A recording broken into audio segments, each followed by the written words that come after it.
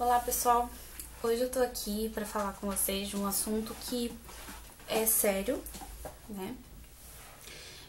E que se tornou uma campanha já há uma semana mais ou menos do Conselho Federal de Psicologia a respeito da redução da maioridade penal. E antes de iniciar, eu queria dizer que eu sou contra, tá?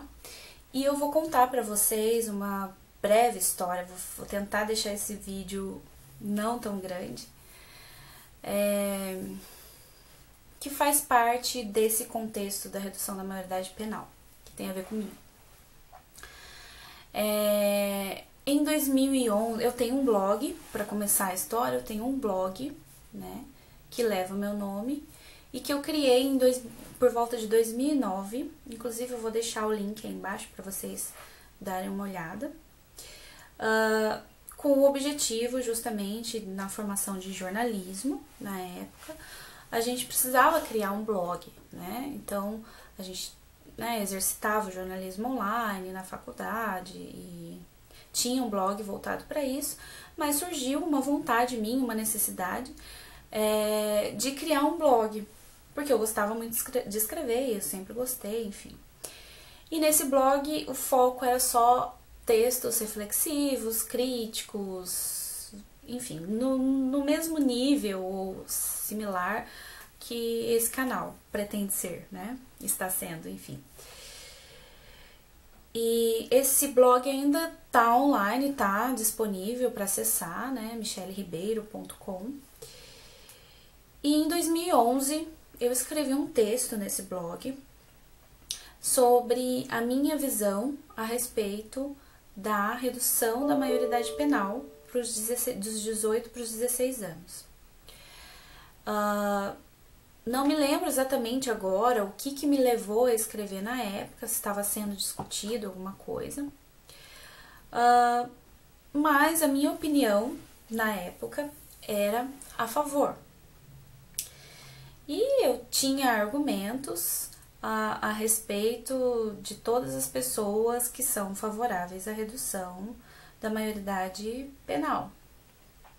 E naquela época eu me colocava como vítima desse contexto, né? Então isso foi muito do que me influenciou na época a ser favorável. E me colocava como vítima por quê? Porque eu tinha passado por uma situação enfim, de roubo, né? Quase roubo, ou uma simulação disso, né? Porque a pessoa fingiu que estava armada, enfim. E era um adolescente na época, eu acho que devia ter uns 16 anos, talvez, enfim. E eu cheguei a fazer o reconhecimento e tudo mais na delegacia, eu fiquei super mal na época e tal. Nem foi em São Paulo, foi no interior. Em São Paulo nunca aconteceu, né? E aí a gente acaba ficando mais atento, né? E tenta se proteger o máximo que pode. Então eu fazia, né, nesse texto, eu colocava muito no lugar da vítima da situação, enxergando só esse lado. Isso em 2011. Quando foi em 2013, mais ou menos, entraram em contato comigo, pessoal do SEDECA, que é um centro, depois eu coloco na descrição o que significa, mas é um pessoal que trabalha em defesa dos direitos da criança e do adolescente e tudo mais, e daqui de São Paulo. Fica na região de Interlagos, na cidade de Dutra. E um dos responsáveis por um debate que teria na época a respeito desse tema entrou em contato comigo por conta desse texto de 2011 no meu blog. E ele dizia que era um debate e por ser debate ele precisava de uma visão que era favorável e uma visão contrária à redução da maioridade penal. E pelo meu texto eu era favorável. Aí eu parei para pensar, eu nem lembrava mais daquele texto. E o que eu fiz na época? Isso foi em 2013. Em 2013 eu estava começando ainda a faculdade de psicologia, foi no segundo semestre de 2013. E aí, o que eu fiz? Eu falei assim, tá, vou ler um pouco a respeito, não sei o que tá acontecendo mais esse ano, não sei das novidades, e vou ver o que eu realmente, de fato, penso a respeito disso. E eu mudei de ideia. E que bom que a gente muda, né? Então, estamos em constante transformação. E isso é importante. Então, o que eu fiz?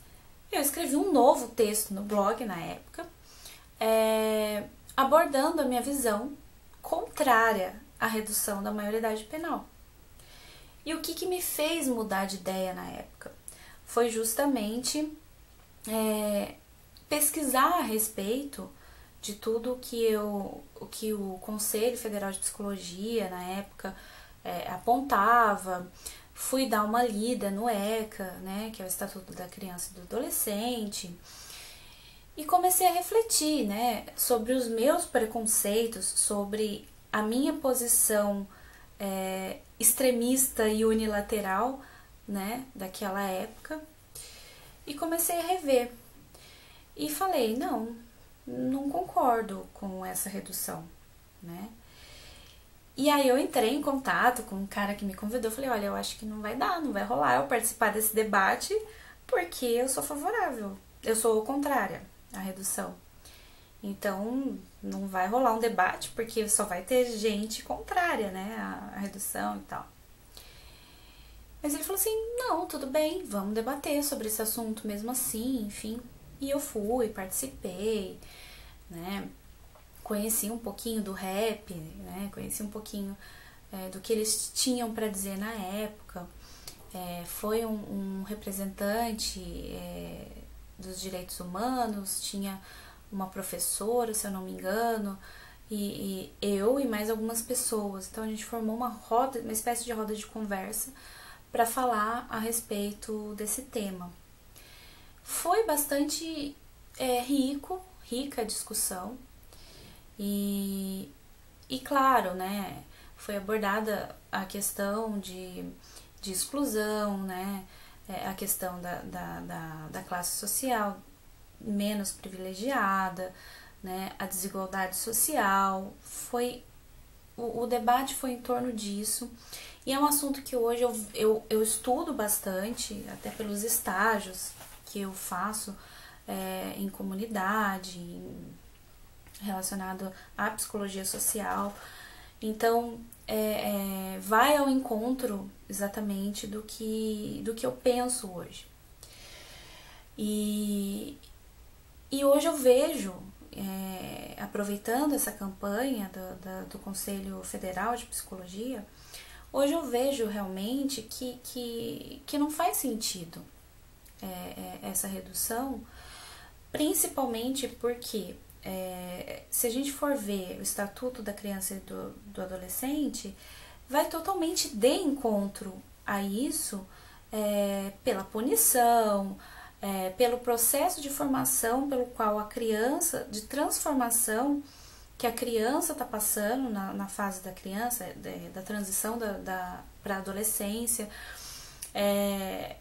Então, assim, tem uma série de situações, inclusive o desenvolvimento mesmo da personalidade, e o quanto o processo de criminalidade, violência,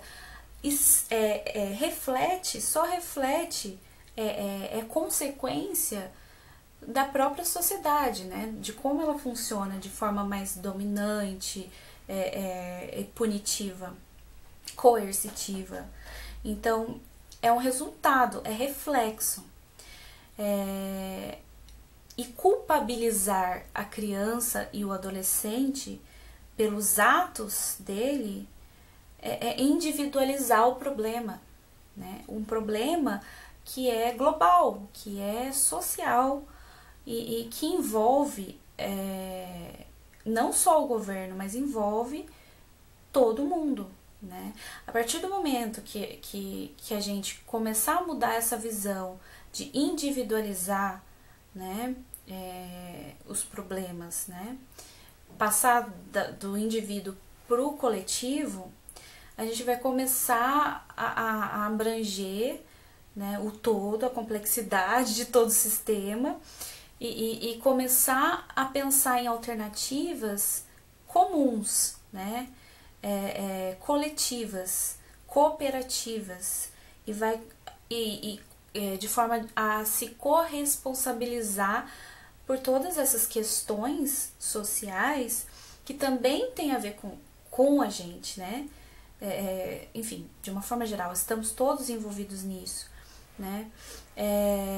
Nós somos tão responsáveis, principalmente pelo fato da gente ter esse papel de votar, de participar das eleições, ter essa responsabilidade a ponto de decidir, tá, quem vai ser o governante desse Brasil né, isso também é uma responsabilidade nossa nesse sentido, né, e não só nisso, mas justamente quando a gente simplesmente, não é responsabilidade minha pensar nisso, você está individualizando o problema, né, o problema é dele.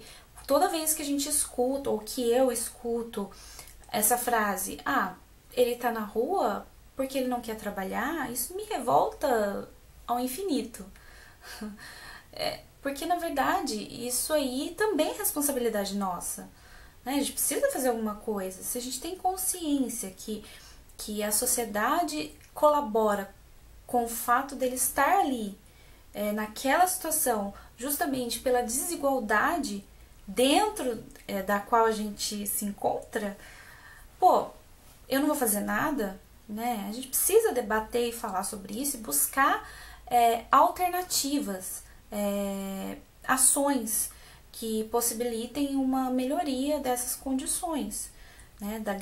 A gente tem que propiciar, fazer com que a garantia de direitos funcione, né? Que a coisa aconteça. E como que a gente vai fazer isso? Conscientizando essas pessoas, principalmente, né? Ou entrando em contato de alguma forma, sendo porta-voz de tudo isso, entendeu? Falando na mídia, enfim. Eu penso que quanto mais a gente coloca essas informações em evidência, né? Ou faz com que as pessoas que ignoram essas informações tão importantes tomem conhecimento delas, a gente possibilita em algum nível uma transformação, né? Uma transformação da realidade social, assim. Eu acho que isso é muito, muito importante. Então, assim, se a gente for pensar, é o que está sendo feito. E o Estatuto da Criança e do Adolescente foi uma mudança muito significativa e recente, né? E que essa redução quer simplesmente acabar com isso. E se isso acontecer, vai acabar. Porque foram direitos conquistados que antes, se você for pensar historicamente, a criança não tinha uma identidade. A criança simplesmente trabalhava, ajudava, ainda existe isso. Mas a gente sabe que existe um estatuto que protege essa criança. Existe ainda o trabalho infantil, o trabalho escravo, né? Mas a gente já tem um estatuto que protege essa criança e esse adolescente, né? Então, assim, a gente vê que isso era muito mais comum antigamente, né? E esse estatuto é recente, né? É de agora. Veio junto com toda a questão da assistência social, né? Veio junto com o SUAS, essas leis todas, que inclusive estão querendo ser derrubadas, né?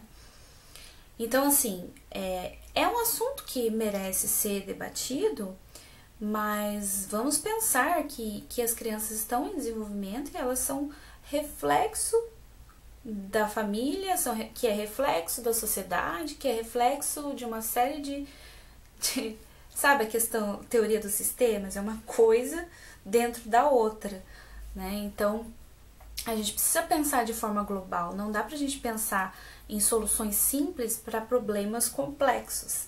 Então, É preciso pensar e falar sobre isso, discutir sobre isso, e assim, reduzir a maioridade penal não é a solução. Então, assim, não é só também a gente pensar que, precisa trabalhar na educação, precisa trabalhar com uma série de coisas. Precisa, sim, trabalhar com a educação, precisa investir em educação, precisa investir também em saúde. Porque uma coisa também, não adianta você investir em educação se a saúde tá complicada, tá com problemas, né? Não adianta investir em educação se a pessoa tá passando necessidade, tipo, fisiológica, aquela lei de Maslow lá, né, que você precisa atender suas necessidades fisiológicas para depois atender as outras. Então, não adianta eu investir em educação se não investir em saúde, não investir numa qualidade de vida equilibrada para a pessoa. Então, é todo um sistema envolvendo tudo isso. Não é só também atender isso. Tem toda a situação do entorno. É pensar também numa estratégia coletiva que envolve mais pessoas a refletirem a respeito de como elas se relacionam com as outras pessoas que são diferentes delas, que não têm as mesmas condições sociais, ou que são inferiores ou superiores, porque a desigualdade existe. Tá, e como que a gente faz para reverter isso? A igualdade é uma utopia? Por causa do... A gente vai levar esse assunto pro capitalismo, enfim. Tá, é um problema isso. Mas assim, como que a gente pode resolver esse problema? Né? Vamos lá, falar sobre garantia de direitos, vamos conscientizar toda essa população que é mais excluída, vamos olhar para ela, vamos ver o que ela necessita, quais são as necessidades, né? Trabalhar com as necessidades sociais ao invés de simplesmente impor, continuar com esse sistema de imposição, de coerção, simplesmente para manter, justamente pensando no ego, para se manter no poder, para ficar lá, enfim. Não, vamos pensar nas necessidades sociais. E, peraí, o que eles estão precisando? Eles estão reivindicando o quê? Vamos lá, né? Então, assim, é uma mudança mesmo de paradigma. Ao invés de pensar sempre no próprio umbigo, na competitividade, enquanto existir competitividade, enquanto existir diferenças, vai ser muito difícil existir democracia, né? Porque ninguém vai cooperar com o outro, todo mundo vai querer competir. Então não dá para existir democracia enquanto houver competitividade, corrupção e tudo isso que a gente vê que existe. Né? Então, a gente está longe disso? Até certo ponto, sim. Mas existem alternativas. Existe o debate, existe o trabalho da psicologia, que é muito forte nesse sentido, existe assistência social, que não pode acabar, existe uma série de coisas para serem discutidas. E reduzir a maioridade penal, fora de cogitação, desculpa. Não vou nem pedir desculpa. Tá fora de cogitação, isso é um absurdo, é um retrocesso. Então, vamos lá estudar a história de como surgiu o Estatuto da Criança e do Adolescente. Eu vou até compartilhar alguns links aqui bem interessantes sobre tudo isso, que eu acho importante, né? Se você se interessa por esse assunto, ler um pouquinho mais a respeito. Mas, não, reduzir não é a solução, né? É um problema, é um retrocesso. Não dá para pensar, nem cogitar essa possibilidade. Né? Então, vamos lá. O problema da violência por quê? Vamos estudar a violência, vamos estudar qual que é a causa disso. Se você for estudar a causa da causa da causa, vai estar na desigualdade. A gente vai chegar sempre nessa conclusão. Não tem como ser diferente disso. Karl Marx que o diga. Mas é verdade. Então, assim, como a gente pode trabalhar isso? A gente tem que trabalhar na mentalidade. Como que a gente trabalha na mentalidade? Debatendo. E aí também cabe uma outra pergunta. Quem tem interesse nisso? Quem tem interesse nessa mudança? Será que as pessoas que estão lá, né, preocupadas com o ego e tal, têm interesse nessa mudança? né? Quem tem interesse nessa mudança? Então, quem tiver interesse